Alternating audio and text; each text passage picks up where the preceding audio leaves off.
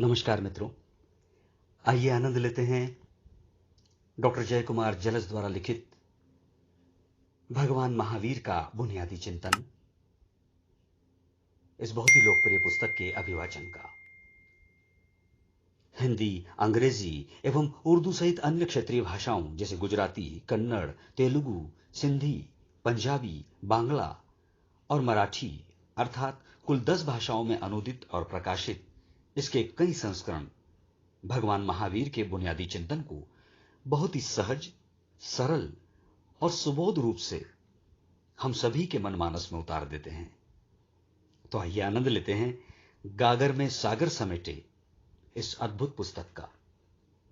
शीर्षक है भगवान महावीर का बुनियादी चिंतन।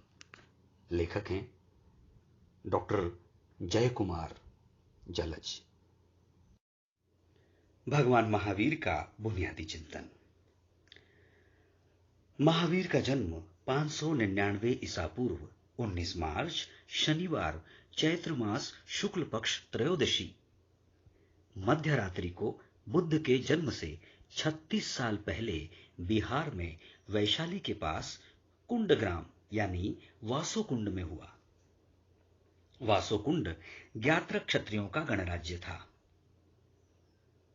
महावीर के पिता राजा सिद्धार्थ उसके गण प्रमुख और मातृशला, जिन्हें प्रियकारिणी भी कहा जाता था, वैशाली गणराज्य के लिच्छवी वंशी महामान्य राष्ट्राध्यक्ष चेटक की दिगंबर मान्यता कहती है बेटी थी और श्वेतांबर मान्यता है कि बहन थी। पुत्र के गर्भ में आने के समय से ही राज्य में धनधान्य की वृद्धि होने लगी। इसीलिए पिता ने पुत्र का नाम रखा वर्धमान। फिर बचपन से ही बुद्धि की निर्मलता और अनेक वीरतापूर्ण कार्यों के कारण वर्धमान को सन्मति और महावीर की संज्ञा प्राप्त हुई। वासोकुंड में वर्तमान में जैन आबादी नहीं है, लेकिन महावीर उसकी लोक चेतना में, उसके लोक गीतों में बसे हैं। महावीर के जन्मस्थल के रूप में मान्य अहल्य भूमि नाम का एक भूखंड वासोकुंड में है। वह जिस परिवार का है उसमें उस पर हल न चलाने की शताब्दियों पुरानी वंश परंपरा है। महावीर को विवाह का निमंत्रण भेजने, वर को अहल्य भूमि ले जाने और महावीर के निर्वाण के दिन वहां दीपक रखने की प्रथा आज भी वासोकुंड में है। महावीर को लोकतंत्र और गणतांत्रिक सोच के संस्कार अपने माता पिता से विरासत में तो मिले ही, वे खुद भी उन्हीं की तरह गणराज्यों के खुले और खिले माहौल में पले बढ़े।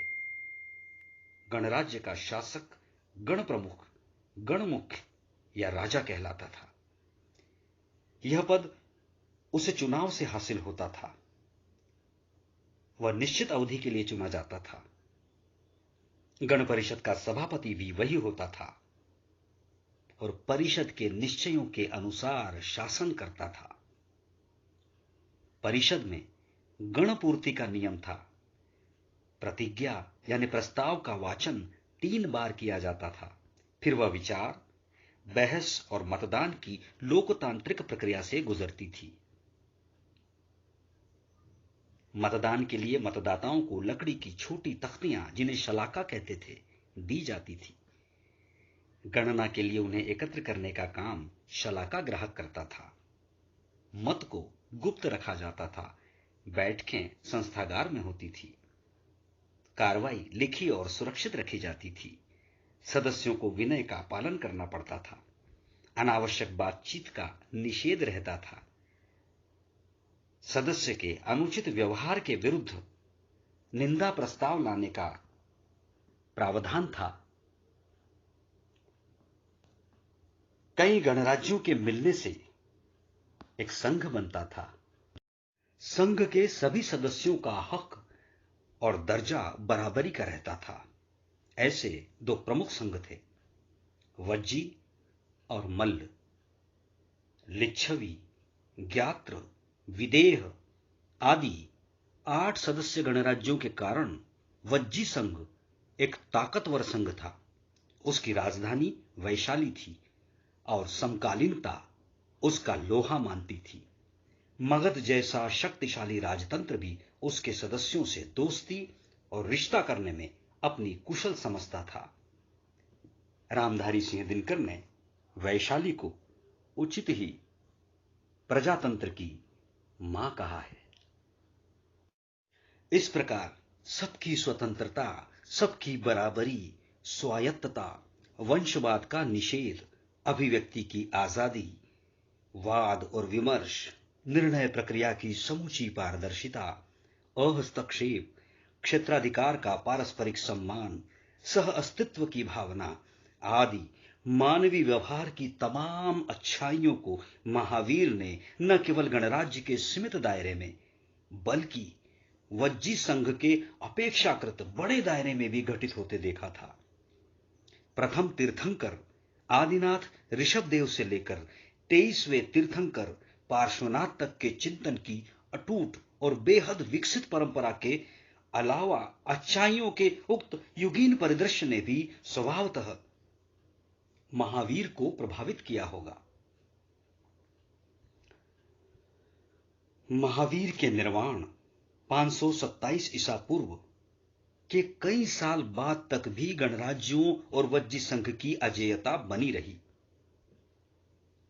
अपने पिता बिंबिसार का, जिन्हें प्राचीन जैन साहित्य में राजा श्रेणिक बिंबसार या भंबसार कहा गया है, वध करके 490 ईसा पूर्व में मगध का सिंहासन हथियाने वाले अजात शत्रु को पहले षड्यंत्रों द्वारा वज्जी संघ को कमजोर कर डालने का विकल्प चुनना पड़ा। कमजोर हुआ वज्जी संघ भी बाद के सीधे युद्ध में 10 साल तक अजात शत्रु से लोहा लेता रहा।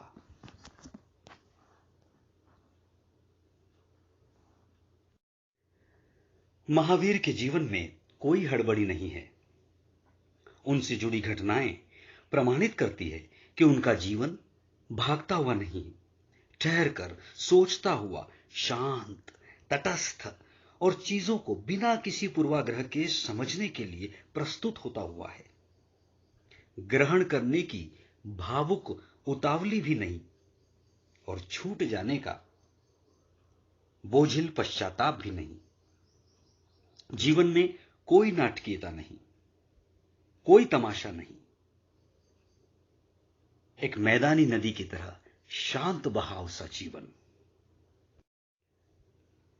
इसलिए 30 साल की उम्र में महावीर का संन्यास लेना किसी आंसू भरी या तात्कालिक घटना का नतीजा नहीं, बल्कि चिंतन मनन की लंबी प्रक्रिया का नतीजा रहा होगा।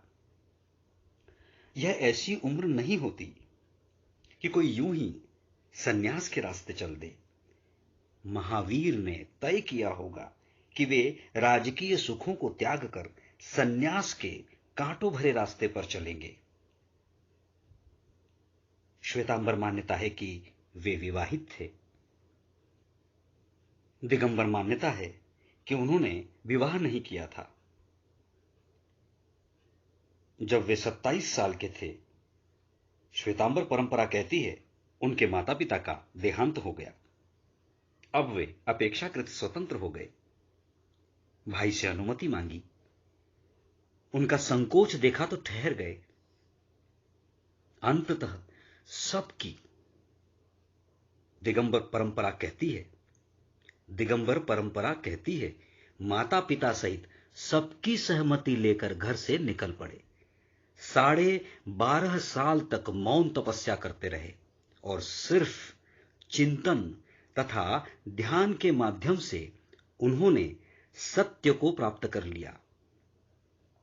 557 ईसा पूर्व 31 मार्च सोमवार वैशाख शुक्ल दशमी को बिहार के जृंभिक गांव की रिजुकुला नदी के किनारे एक शाल वृक्ष के नीचे यह घटना घटित हुई। इसके बाद उन्हें सर्वज्ञ कहा जाने लगा। ज्ञान और चिंतन के पांवों से ही यात्रा करने के कारण उनके विचारों तथा निष्कर्षों की नींव बहुत ठोस, गहरी और कालजयी है।